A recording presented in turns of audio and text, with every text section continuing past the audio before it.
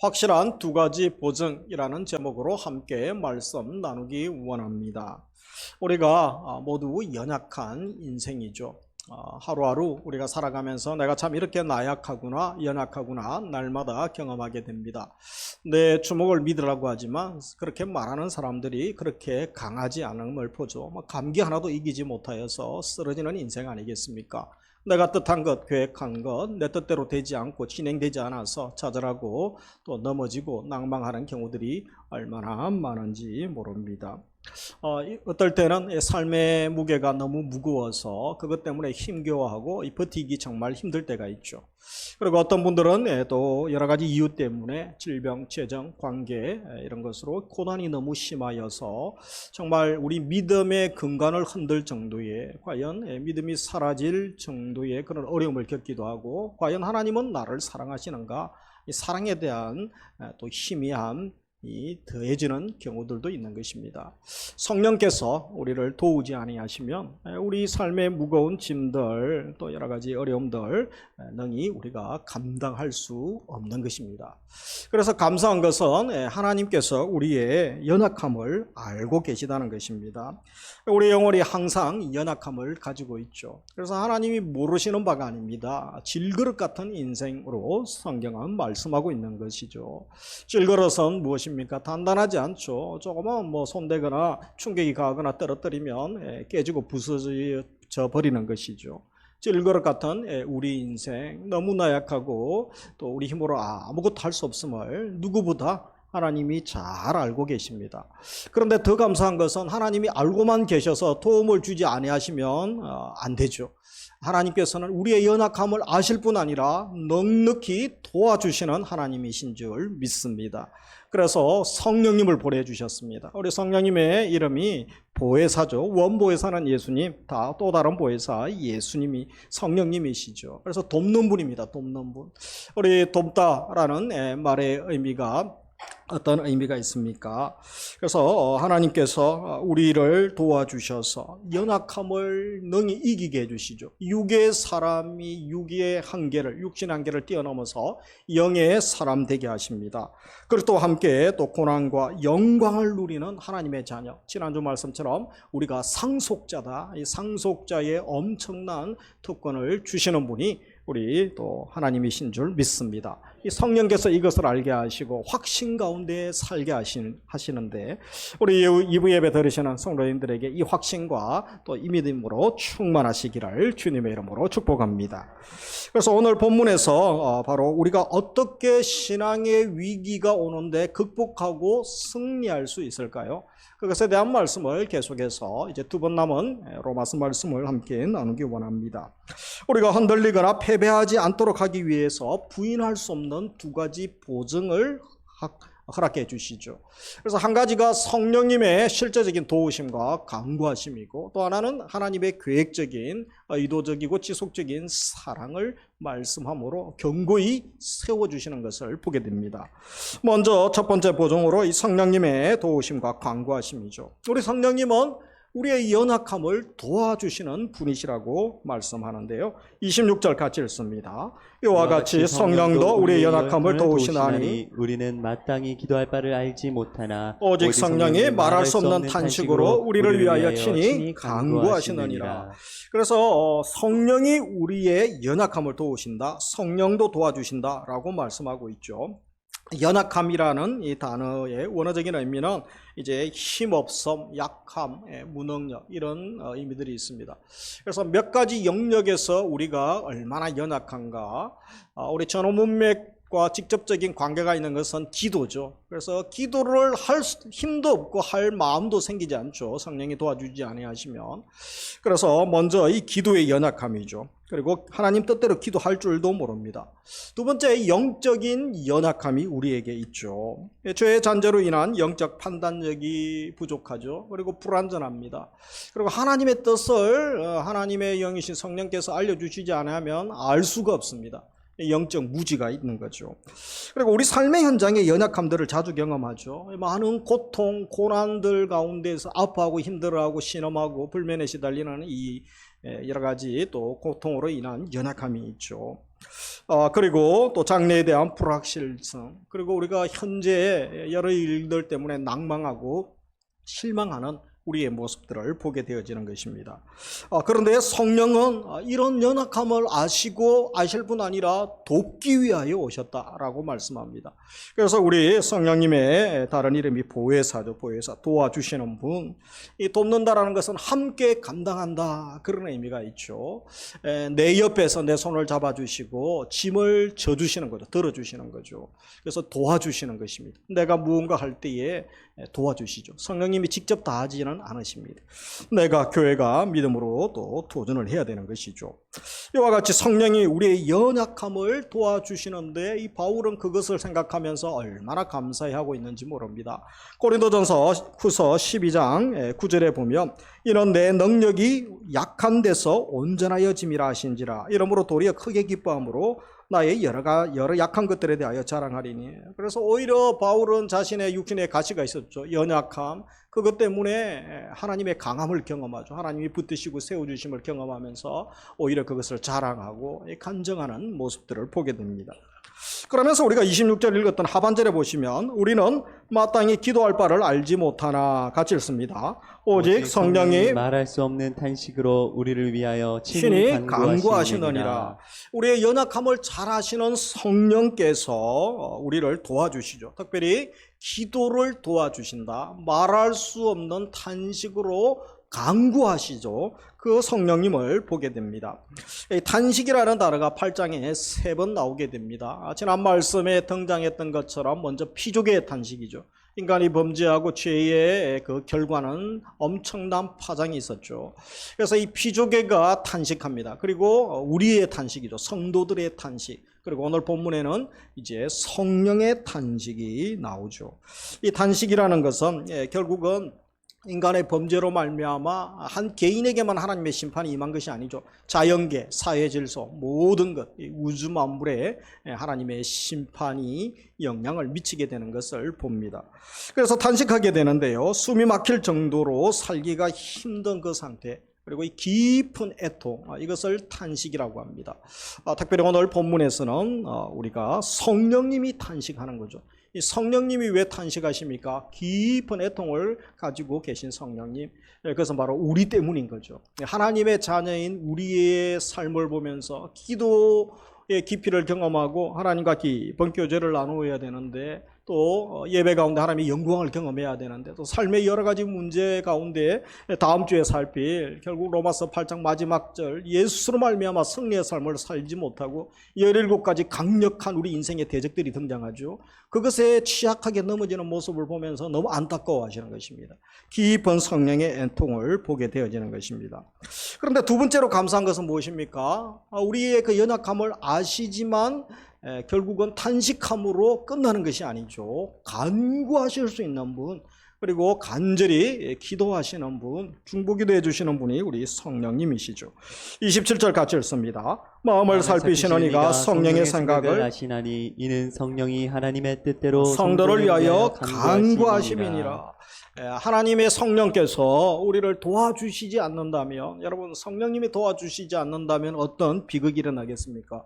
기도를 할 수가 없는 거죠. 기도를. 그리고 기도를 내가 해야지 작정하고 기도해도 내 본성대로 잘못된 기도를 할 수밖에 없는 것입니다. 그리고 하나님의 뜻에 합한 기도를 우리가 할 수가 없게 되는 것이죠. 성령이 우리를 위하여 탄식하는 이 기도, 중보기도가 왜 능력이 있고 강력한 효력을 발휘합니까? 그것은 앞에 있는 단어처럼 하나님의 뜻대로 되어 있죠. 우리나라 양궁이 세계적 아닙니까? 그래서 뭐 금메달 또 세계 신기록을 다 가지고 있죠. 그죠? 정확하게 표적에 그죠? 10점짜리 X10에 맞추게 되는 것이죠. 그래서 여기서도 마찬가지입니다. 하나님의 뜻을 가장 잘 하시는 성령께서 하나님의 뜻대로 간구하신다는 것입니다. 하나님의 뜻대로 기도하는 것, 이것은 엄청난 것이죠. 하나님 나라의 주파수 채널을 맞추어서 하나님의 음성을 들어야 되는데 마귀에게 듣고, 요즘 무속이 대세 아닙니까? 또 이단들이 대세죠. 그쪽의 길을 또 솔깃하면 하나님의 음성을 들을 수가 없는 것이죠. 우리가 헛스윙 해보셨습니까? 야구 좋아하시는 분들 그죠? 방망이 헛스윙하고 골프 좋아하시는 분들이 있습니까? 헛스윙하면 모든 힘과 에너지를 집중해서 딱 때렸는데 그죠? 잘 될 줄 알았는데 헛스윙 10번만 하면 막 어깨가 아프고 뼈가 아프고 그렇습니다. 이 영적인 헛스윙을 하는 분들이 많습니다. 오늘 2부 예배 드리시는 분들은 정확하게 주의 뜻을 알고 또 아버지의 마음에 합한 기도를 올려드릴 수 있기를 주님의 이름으로 축복합니다. 그래서 성령이 하나님의 뜻대로 우리를 위하여 간구하시는 분, 도와주시는 분이시다라고 말씀하고 있습니다. 하나님의 뜻이 무엇인지 모르고 가끔 내가 무조건적으로 기도할 때가 있죠. 그렇게 기도하니 응답이, 물론 예스 응답을 많이 좋아하죠. 예스 응답이 잘 되지 않는 경우가 있습니다. 그래서 성령님이 등장하셔서 아버지의 뜻을 잘 아시는 성령님이 도와주시고 아버지의 뜻을 알려주시는 것이죠. 그래서 기도는 우리가 성령의 도움을 받기 위한 생명줄과 같다라는 말을 하기도 합니다. 기도에 힘을 쓰지 못하면 우리의 연약함을 벗어나갈 수가 없죠. 이겨나갈 수가 없습니다. 그래서 성령께서 우리가 기도할 힘을 주시고 또 우리의 육신의 한계, 우리의 삶의 한계, 사역의 한계 모든 것들을 뛰어넘게 하시고 극복하게 하시고 간증의 주인공 승리의 노래를 부르게 하시는 것입니다. 성령의 탄식이 없다면 우리의 기도가 허공을 그냥 맴도는 소리에 외침에 불과할 수밖에 없는 거죠. 여러분 뜻도 없고 의미도 없는 고함 소리들, 그것이 무슨 의미가 전달되겠습니까? 우리의 기도가 그럴 수 있는 거죠. 그래서 성령이 탄식하심으로 하나님의 뜻대로 기도해 주시는 거죠. 그래서 우리가 연약하고 넘어지고 형편없는 모습들, 완벽하지 않는 그 모습이라도 성령의 도우심을 받아 우리가 기도할 때에 또 하나님이 들으시고 하나님의 역사를 이루어 주시는 줄 믿습니다. 내 기도가 성령의 도우심으로 말미암아 아버지 앞에 가는 거죠. 계시록의 향연이 되어서 향기되어 올라간다라는 여러 이미지들을 또 우리에게 구체적으로 시각화하면서 알려주고 있는 것입니다.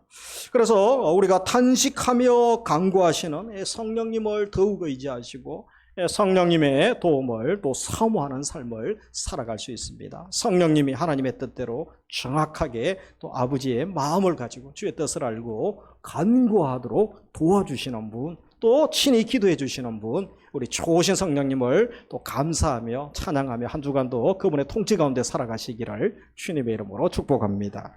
그러면서 합력하여 세 번째 선을 이루시죠. 우리 28절 같이 읽습니다. 우리가 알거니와 하나님을 사랑하는 자 곧 그 뜻대로 부르심을 입은 자들에게는 모든 것이 합력하여 선을 이루느니라. 하나님을 사랑하는 자, 그리고 또 그의 뜻대로 부르심을 입은 자들, 이 말을 통하여 우리가 어떠한 존재인가, 우리의 정체성을 알 수 있는 거죠. 내가 하나님의 사랑받는 자들, 그리고 하나님의 뜻대로 부름받은 자입니다. 하나님의 사랑 덩어리, 또 하나님의 부름을 받은 자, 바로 우리 성도죠. 성도. 내가 이런 존재입니다. 하나님께서 모든 것과 비교되지 않도록, 그리고 가장 소중한 생명을 주시면서 예수 그리스도의 생명값을 지불하시면서 우리를 살려주시고 자녀되게 해주신 거죠. 이 정도 우리가 사랑 덩어리고 귀한 사랑을 받은 자임을 생각하며 이 구원을 이루어 주신 우리 하나님께 감사하고 또 좋으신 하나님을 찬양하지 않을 수가 없는 것입니다. 그러면서 이 말씀을 보면서 하나님은 이 사랑하시고 부르신 자들을 이 정도로 존귀 여기시고 이만한 엄청난 대가를 지불하셨다면 결코 포기하지 아니하신다는 것입니다. 그만한 대가를 하나님의 생명과 바꾸신 자녀들인데 결코 손을 놓지 않으심을 우리가 확신할 수가 있는 것입니다. 그래서 그리스도인들은 확신 가운데 살아갈 수 있는데 바울이 그 5가지 확신에 대한 부분들을 또 언급하고 있는 것이죠. 그래서 계속해서 살펴보면 모든 것이 합력하여 선을 이루느니라. 28절에 대한 신학자들끼리도 이제 주어에 대한 논쟁이 좀 있습니다. 이 주어가 하나님이다, 아니다, 성령님이다, 아니면 모든 것이 주어다, 뭐 이렇게 유명한 학자들마다 좀 주장이 다를 수도 있습니다. 그러나 그 어떤 주장보다 중요한 것은 무엇입니까? 결국은 하나님의 주권적인 섭리하에, 하나님의 주권적인 섭리라는 거죠. 그 섭리하에 모든 것을 합력하여 선을 이루어 가신다. 그렇게 우리가 받아들이면 문제가 없는 것입니다. 그래서 이 모든 것이 합력하여, 이것은 이제 29절 30절에 언급하고 있는 결국은 하나님의 구원이죠. 구속 경륜과 관계가 있는 것이죠. 5가지 구원의 여정을 다루고 있죠. 그래서 예지, 예정, 소명, 칭의, 또 영화, 이 과정에 있어서 합력하여, 모두 합력하여 선을 이루시는 하나님, 그렇게 또 주장하기도 하죠. 그래서 우리가 여기서 기억할 것은 모든 것이 합력하여 선을 이룰 때 좋은 것만 합력하여 하나님의 선을 이루지 않는다는 것입니다. 때로 우리 인생에 앞에서 언급했던 현재의 고난이죠. 당하는 고난, 내게 달지 않은 것들이 있죠. 쓰고 아픈 것들도 다 하나님께서 합력하여 하나님의 뜻을 이루어 가시죠. 그래서 먼저 모든 것이 무엇인가, 우리가 이미 경험하고 또 말씀을 통하여 알고 있는 것들이죠. 먼저 18절에 언급한 고난들이죠. 현재의 고난. 그 고난은 현재의 많은 고난들을 우리가 경험하고, 또 피조물의 탄식이 있죠. 범죄함으로 말미암아 자연계 피조물의 탄식, 뭐 태풍, 쓰나미, 지진, 강력한 그런 또 폭염, 또 한파 다 마찬가지일 수 있죠. 그리고 26절에 언급한 연약함이죠. 우리가 기도에 대하여 무지합니다. 그리고 하나님의 뜻을 알 수 없습니다. 영적인 무지들, 기도에 대한 무지들을 다 포함하는 것이죠. 그리고 앞으로 살피게 될 17가지에 대한 부분들이죠. 핍박과 시련들, 그래서 환난과 공고, 핍박, 또 기근, 적신, 위험, 칼, 그리고 영적인 대적하는 세력들도 등장하게 될 것입니다. 사망, 생명, 천사들, 또 권세들. 그러면서 광야의 의미로는 우리 인간이 경험하는 모든 그런 어떤 경험들이죠. 상황과 사건들. 그리고 그것은 좋은 것뿐 아니라 고난, 아픔까지도 다 포함한 모든 것이라고 할 수 있습니다. 그래서 그 모든 것이죠. 이런 것들이 합력하여, 이것은 협력이라는 단어를 사용하지 않고 합력하다, 시네르게이라는 단어를 쓰고 있죠. 그래서 함께 일하다, 여러 힘을 하나로 모아서 진행해 나가다, 그런 의미가 있습니다. 이것은 우리가 협력은 보통 뭐죠? 수평, 하나님과 우리가 수평적인 관계고 나의 의지가 많이 들어가는 거죠. 그래서 협력이라는 단어를 쓰지 않죠. 이것은 신적인 의지가 강한 거죠. 하나님의 주권적 섭리를 말하는 의미에서 합력이라는 단어를 쓰고 있습니다.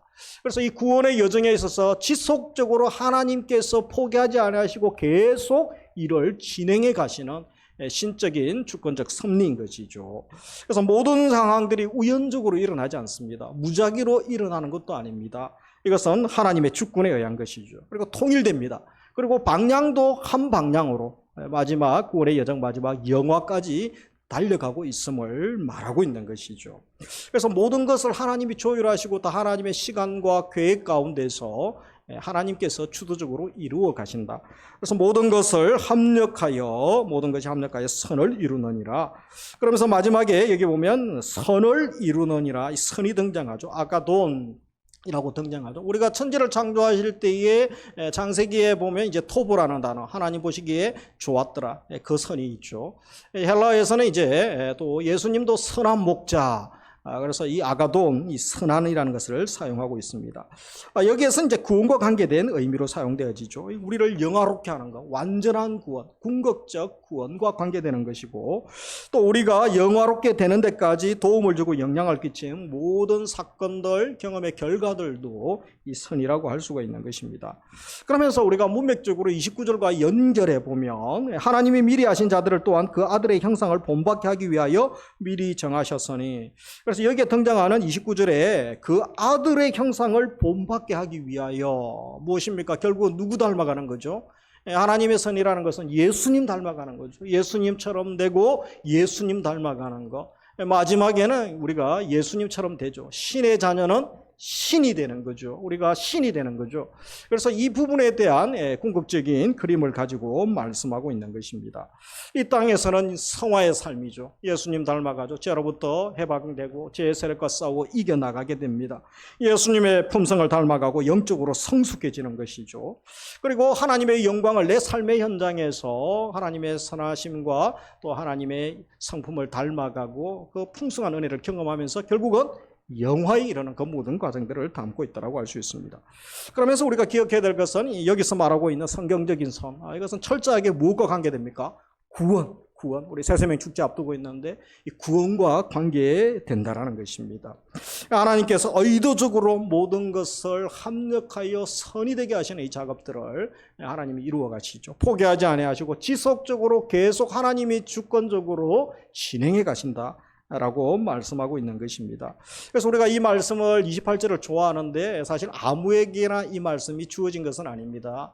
이미 누구에게 주어진 것이죠? 하나님이 사랑하시는 자, 또 하나님 뜻대로 부르심을 받은 자녀들이죠. 자녀들에게 주시는 특별한 약속으로 받으시고 또 약속임을 확신하시기를 원합니다. 우리 삶의 현장에 이런 경험들 없습니까? 28절에 대한 힘든 분들 위로할 때 그런 이야기들을 많이 하죠. 저도 지금을 돌아보면 제 인생에 합력하여 선을 이루신 하나님을 또 경험하고 간증하게 되어집니다. 제가 보통 사람들이 어떤 조직에서 뭐 직장 같으면 내가 그만두면 되죠. 이 벗어날 수 없는 그런 데가 있죠. 뭐 군복무를 해야 되는 2년, 3년. 저 같은 경우도 이제 그런 시간도 있었지만 어릴 때 한 16년 정도 가정의 폭력과 가난에서 벗어날 수 없었어요. 어린 아이로서 벗어날 수 없는 그 무력감, 한계, 절망을 경험했죠. 그래서 하나님, 내가 하나님 믿고 하나님 경외하고 기도 이렇게 많이 하고 주일 성수 잘하고 봉사도 하고 하는데 하나님 왜 내게 이런 저주 같은 인생을 가정에 허락해 주셨습니까? 우리 10대 때까지는 제가 답이 없었죠. 그러면서 또 어머님께서 불치병으로 암으로 돌아가셨습니다. 가장 금식도 많이 하고 기도를 많이 했는데 사랑하는 어머니가 만 58세경에 먼저 하나님 부름을 받게 되죠. 그것 때문에 하나님이 과연 나를 사랑하시는가에 대한 의심이 많았습니다. 그리고 재정 문제 때문에 법원에도 여러 번 불려가고 또 억울한 교회에서 억울한 일을 당해서 경찰서에도 가서 또 조수도 받아보기도 하고 그리고 또 병원에 입원해서 수술도 해보고 그리고 또 믿었던 사랑하는 사람들에게 배신도 당해보았습니다. 그리고 제가 신학을 할 것 같으면 사실 인문학을 하든지 신학 쪽에 대학을 가야 되는데 공학을 했어요. 그래서 왜 관계도 없는 이 공대 가서 공학을 내가 해야 됩니까? 근데 30-40년 후에 보니까 AI 시대가 올 줄 누가 알았겠습니까? 그래서 요즘 또 조금 더 요긴하게 쓰고 있습니다. 지금 생각해 보니까 하나님이 목회자가 되게 하기 위하여 우리 성도님들 상담하고 만나보니까 다 어떤 분들은 재정 때문에, 어떤 분들은 건강 때문에, 어떤 분들은 배신 때문에, 어떤 자녀들은 가정의 불화와 이 폭력 때문에, 또 말할 수 없는 이 문제 때문에 기도 제목이 없고 사인이 없는 분들이 없습니다. 그래서 하나님 목사 되면서 더 구체적으로 이해하고 더 기도하도록 하기 위하여 지금까지 인도하셨구나. 그래서 합력하여 선을 이루신 하나님을 찬양합니다. 하나님 감사합니다. 이제 정신 차리고 또 목회 열심히 하도록 하겠습니다. 그런 또 감사 제목을 주신 줄 믿습니다. 우리도 각자 28절의 말씀 가지고 내 삶을 돌아보면서 지금은 답이 없는 경우들이 있죠. 물론 저도 압니다. 어떤 분들은 정말 답을 찾기가 힘든 경우도 있습니다. 그래도 계속 묵상하시고 하나님 누구십니까? 또 제 삶에 하나님은 이 말씀이 어떻게 역사해 주시겠습니까? 물으면서 하나님이 주시는 답과 확신, 평강을 경험하시기를 주의 이름으로 축복합니다. 그래서 이 스펄전 존 스토트 목사님이 28절에 5가지 확신인데 우리가 알고 있는 이 5가지 확신을 28절에서 줍니다. 그 이야기를 하고 있죠. 하나가 우리는 우리 삶에서 하나님이 하나님의 일을 이루신다는 것을 압니다. 그것을 알게 되죠. 그리고 두 번째, 하나님은 하나님 자녀들의 선을 이루기 위하여 일하신다는 것이죠.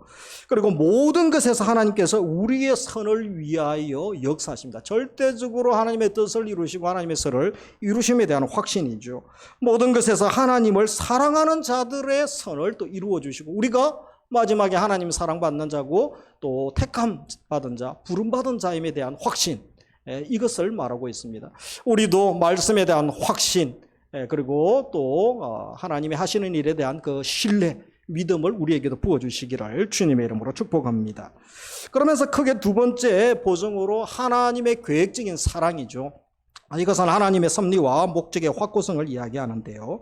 우리 29절 같이 읽습니다. 하나님이 미리 아신 자들을 또한 그 아들의 형상을 본받게 하기 위하여 미리 정하셨으니 이는 그로 많은 형제 중에서 맏아들이 되게 하려 하심이니라. 그래서 여기에 하나님의 구원의 목적과 또 과정을 5가지 단계로 설명하고 있습니다. 결국은 궁극적인 구원하는 궁극적인 목적이 뭡니까? 아들의 형상을 담는 것이죠. 그래서 예수님 닮아가는 것이다. 성화에 대한 그리고 궁극적으로 영화에 대한 말씀들을 하면서 예수님께서 또 맏아들이 되게 하려 하셨다라는 말씀을 합니다. 이 좀 어려운 말 같은데 어떻게 예수님이 큰형님이 되고 우리가 동생들이 될 수 있는가? 그렇게 생각할 수 있죠. 사실 우리가 궁극적으로 하나님의 자녀는 신의 자녀죠. 신의 자녀는 결국은 신이 되죠. 영화로운 모습, 신령한 모습으로 변화될 것에 대한 말씀은 고린도전서와 이미 계시록에서 언급하고 있습니다. 그런데 예수님이 맏아들이 되는 것은 예수께서 교회의 머리가 되시고 하나님 나라의 왕이시죠. 또 우리의 구원자, 인류의 구원자가 되십니다. 그래서 먼저 맏아들이 되게 하시는 것은 예수님의 우월성, 예수님의 우선성을 먼저 언급하고 있는 것으로 보게 되어집니다. 그러면서 구원의 5단계, 하나님이 하시는 구원의 5단계를 30절에 말씀하고 있죠. 같이 읽습니다. 또 미리 정하신 것들을 또한 부르시고 부르신 것들을 또한 의롭다 하시고 의롭다 하신 것들을 또한 영화롭게 하셨느니라. 그래서 29절에 미리 아신 자, 예지죠, 예지, 그죠? 미리 아심. 하나님의 자녀로 처음부터 알고 계셨다는 것입니다. 이것은 엄청난 은혜죠. 놀라운 은혜가 아닐 수 없는 거죠. 그러면서 미리 정하심, 예정이죠. 창조 때에 이미 하나님의 창조 설계도 안에 우리의 구원 계획이 있다는 것입니다. 아무런 구원받을 자격이 없는 나에게 일방적인 은혜를 베풀어 주시고 하나님의 그 구원 계획이 창조 설계도 안에 이미 들어가 있었다는 거죠. 그래서 내가 하나님의 사랑받는 자녀되게 하심이 이미 들어가 있다는 것입니다. 그러면서 부르심이죠. 하나님의 부르심, 소명이죠. 하나님이 우리를 부르셔서 예수 그리스도를 믿도록 인도하십니다. 아브라함을 부르셔서 복의 통로가 되게 하시고 엄청난 복을 주셨던 것처럼 우리를 부르셔서 예수를 믿게 하셨다는 거죠. 그래서 의롭다 하심, 칭의죠, 칭의. 예수의 보혈로 우리가 죄 용서함 받고 하나님 자녀 되게 하셨습니다. 그리고 마지막 영화죠, 영화로움. 결국은 우리를 예수 그리스도의 형상을 본받는 자 되게 하셔서 예수님처럼 되는 거죠. 예수님과 같이 되는 거죠. 그래서 영화죠. 완벽한 가장 신령하고 영화로운 모습으로 변화되어지는 것입니다. 주님 형상 닮은 새 사람으로 또 우리가 주님 앞에 서게 되고 영화롭게 되고 영원히 주님과 함께 살게 되는 것입니다. 그래서 이 바울이 특별히 구원의 확실성을 강조하기 위해서 이 원문에 보면 28장과 28절과 30절에 하나님이 등장하죠. 하나님을 무려 두 구절에 8번을 사용합니다. 8번. 왜 전지하시고 전능하시고 무소부재하시고 또 전능하신 영원하신 분의 이름을 계속 반복합니까? 하나님의 이 구원 계획이죠. 하나님의 말씀은 반드시 이루어지고 확실하게 이루어질 것이다. 이 확실성을 우리에게 언급하고 있는 것입니다. 그래서 계속된 하나님의 사랑, 또 하나님의 섭리와 목적의 확실성을 언급하면서 또 한 가지 주목할 것은 여기에 사용되어지는 동사가 5동사가 있죠. 이것이 다 과거형입니다. 아셨다, 정하셨다, 부르셨다, 의롭게 하셨다, 영화롭게 하셨다. 그래서 이미 성사된 일이죠. 하나님의 일이 이미 완성되어졌다는 거죠. 확실하게 해놓으셨다. 그래서 우리가 정리하면 하나님의 계획이죠. 구원 계획과 목적. 그 누구도 바꿀 수가 없습니다. 방해할 수 없습니다. 그리고 절대 바꾸거나 취소되지 않음을 말씀하고 있는 것입니다. 이 신실하신 하나님, 또 하나님이 주신 말씀의 신뢰, 이것 때문에 우리가 힘을 얻고 용기를 얻고 또 우리가 앞으로 어떻게 될 것인가, 교회가 어떻게 될 것인가, 지금 내 삶, 내 자녀들이 어떻게 되고 우리가 기도하고 작정하는 태신자들의 인생이 어떻게 될 것인가에 대한 소망을 가지고 승리의 삶을 살아갈 수 있는 것이죠. 우리 변치 아니하시는 하나님, 성경에는 어떤 분이라고 말씀합니까? 우리 민수기 29장 19절 같이 읽습니다. 하나님은 사람이 아니시니 거짓말을 하지 않으시고 인생이 아니시니 후회가 없으시도다. 어찌 그 말씀하신 바를 행하지 않으시며 하신 말씀을 실행하지 않으시랴. 아멘. 이사야 55장 11절 내 입에서 나가는 말도 이와 같이 헛되이 내게로 돌아오지 아니하고 나의 기뻐하는 뜻을 이루며 내가 보낸 일에 형통함이니라. 아멘. 그래서 신실하신 하나님, 약속을 반드시 이루시는 하나님, 이 말씀에 근거해서 우리의 구원, 우리의 삶이 견고하고 확실할 것에 대한 믿음을 가지고 살아가시기를 주의 이름으로 축복합니다. 말씀을 맺습니다. 우리가 얼마나 연약한 존재인지 우리도 알고 하나님이 잘 알고 계시죠. 감사한 것은 우리의 연약함을 도와주시고 강구하시는 성령님이 오셔서 너무 감사합니다. 그리고 합력하여 선을 이루시는 하나님 때문에 우리가 감사하며 살아갈 수 있습니다. 성령님의 통치 가운데 한 주간도 절대적으로 성령님 환영합니다. 성령님 사모합니다. 성령님 다스려 주시고 성령님 도와주세요. 기도하며 살아갈 수 있기를 주님의 이름으로 축복합니다. 그래서 생명까지 주시면서 우리를 사랑하시고 구원을 이루시는 하나님을 경외하고 신뢰하며 또 하나님의 기쁨으로 믿음의 삶, 승리의 삶 사시기를 주님의 이름으로 축복합니다. 우리 함께 찬양하며 나아가겠습니다. 마음이 상한 자를 고치시는 주님.